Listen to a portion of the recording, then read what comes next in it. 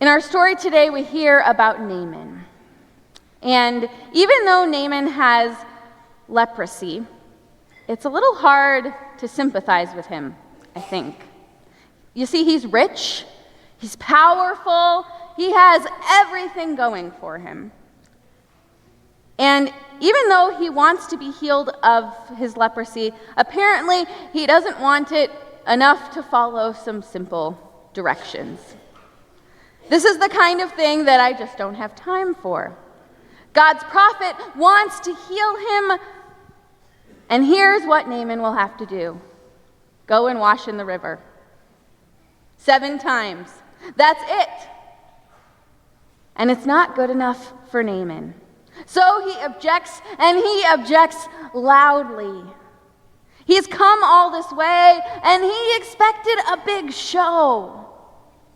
God should respect his greatness, he thinks. It should matter for something. And we didn't read this part of the story, but it also says that he brings with him huge piles of money to be able to pay for his healing. If nothing else, he probably thinks that should buy him some fireworks, enough for people to notice him. So Naaman throws a fit, and he walks away in a rage. And at that point, I'm kind of inwardly rolling my eyes at Naaman. It's hard to have sympathy for someone like that, who thinks that they're just the best thing since sliced bread. But I've got news for you.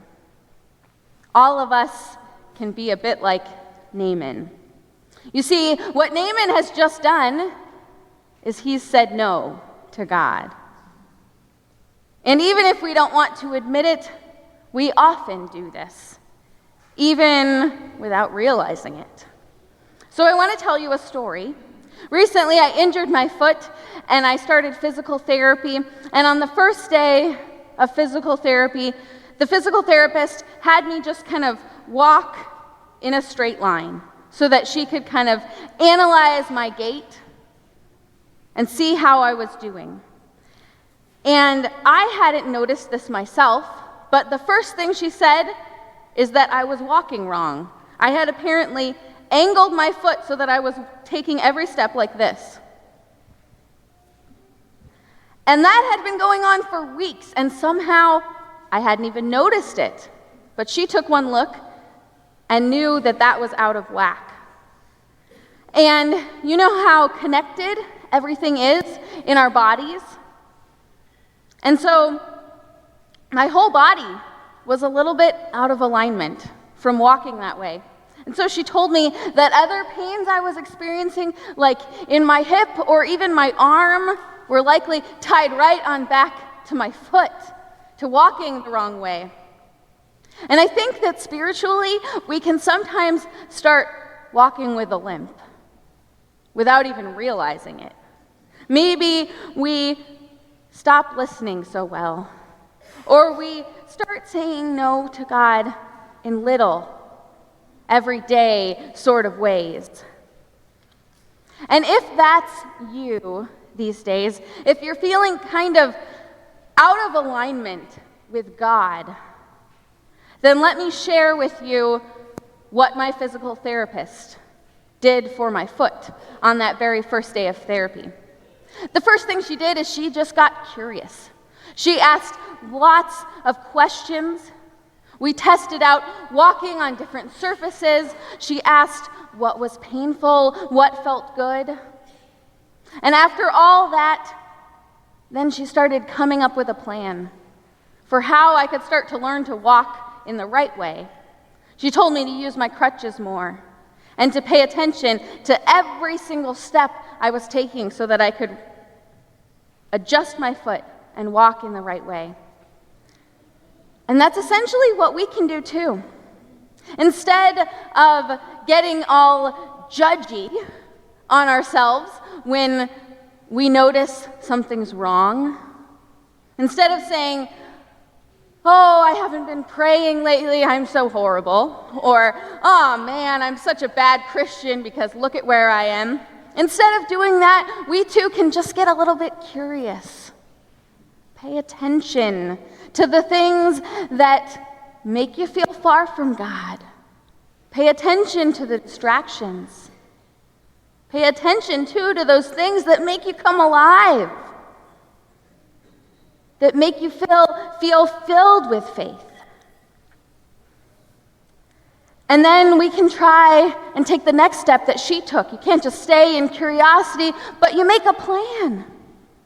How are we going to fix that? How are you going to start being intentional with each step that you take? You got to figure out what you need to change.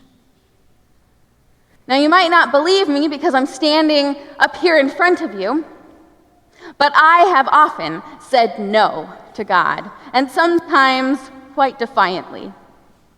On the first day of seminary, which is school for pastors, they had an icebreaker, and they had us all sit in circles in groups of 5, and they asked us one question. What story in the Bible most reminds you of your call story? And there were 5 people in my group, and the first 2 people both picked the same story. They picked the story of Mary. And they talked about what joy they felt when they knew they were called by God. Such joy that they felt like singing. And they said yes immediately, just like Mary. They had beautiful stories. And then it got to me. And do you know what I said? Jonah. The story of the prophet who ran as far away from God as he could get and then was eaten by a big fish. And the guy sitting next to me, he just turned his head and without even thinking, out of his mouth came, "Are you serious?" Not judgy at all, right? And I just laughed out loud. It was a ridiculous first day. And I've told you before that when I finished college, I moved to Washington to work with people who were disabled. But the reason I did that is because I was hoping, I was even praying, that if I went and did that, God would be quiet already. I was hoping that I could just outrun God's call. Now, I knew at that point that I had in me this longing to talk with people about God, but I kind of figured, well, that's the kind of thing you can do anywhere, right? You don't have to be a pastor to talk with people about God. Well, I think God has a pretty good sense of humor because here's what happened. I showed up, and on day 1, they put me in charge of their informal weekly religion time. It was just an hour. And then, in the same breath, they told me that because I was going to receive a government grant as a part of my service, I could only talk about God during that 1 hour of the week. That was it, or else I'd lose all my funding. And it felt all year like my tongue was just tied in a knot. It only served to deepen my sense of longing to be talking with people about God.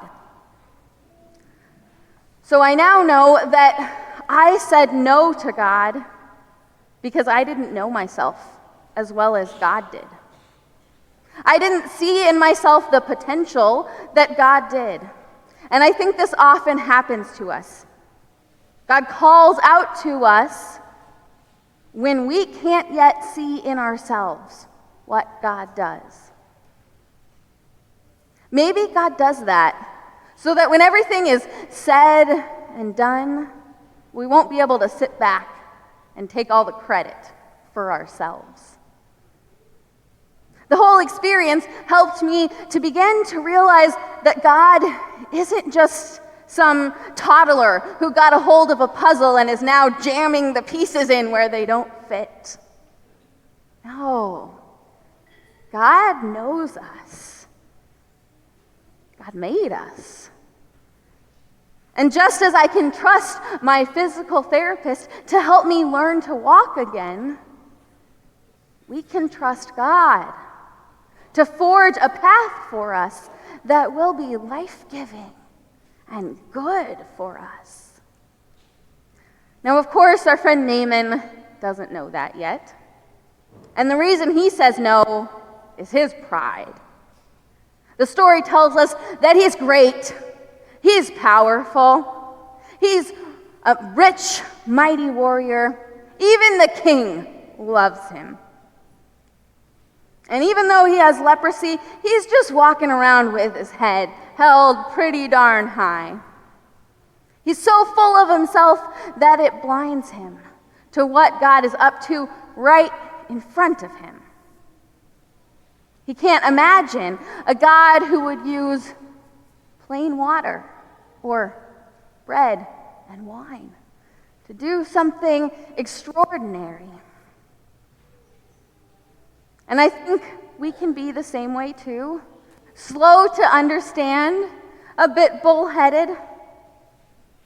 But here's what fills me with hope. Naaman is totally clueless about this whole process. But somehow, God still manages to fill him up with faith. Naaman starts out stuck in his leprosy with no idea what to do. He has probably spent tons of money trying to find a cure to no avail. So what does God do? God sends him a servant girl to lead the way. Then Naaman is stuck in his pride, so God makes him lay down enough of his sense of self-importance by making him journey far away to his enemy's land. And then Naaman overtly says no to what God is proposing. You'd think God might give up already, especially when Naaman runs off in a fit of rage and totally misses the point, doesn't understand how God works. Instead, God just meets him right there with some more servants to speak exactly the words that he needs to hear. When we get stuck, I think it's so easy to imagine that the weight of the world weighs on our shoulders, that it's up to us to figure everything out, to fix everything even. I remember breaking up with a boyfriend in college, and he was really upset about it, and so he turned to me and he said, "Julie, you have ruined God's plan for my entire life." Ouch, right? Well, I kind of sat with that one for a while. And it was the pastor at CLU at that time, Pastor Melissa, who some of you know, who said to me, wisely, I think, "Julie, you know, I just don't think you're that powerful." Darn it, right? But really, what a relief. That we don't have to be perfect. We don't have to be God. Because God is God. Just think about how much Naaman changes after all those encounters when he's finally able to make his confession, "Now I know that there is no God in all the earth except in Israel." This powerful man will now carry his faith back with him home, where they still worship many gods. And these will be the words on his lips. So I would just invite you to let God be God today. Give him your yeses and your nos, your deepest longings and your misaligned faith, and trust him to use you in big and important ways. Amen.